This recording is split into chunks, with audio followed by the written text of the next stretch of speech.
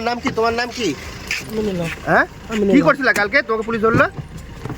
কিছু করেনি, একটা মেয়েকে নিয়ে। হ্যাঁ, কেন করতে গেলা? করতে যাইনি স্যার, হ্যাঁ, যাইনি। করতে যাওনি? তোমার নামে তো অভিযোগ, তুমি করছো। একটা অভিযোগ দিয়েছে। হ্যাঁ, খারাপ কাজ করছো। না, খারাপ কাজ করেনি। স্যার আপনি করনি?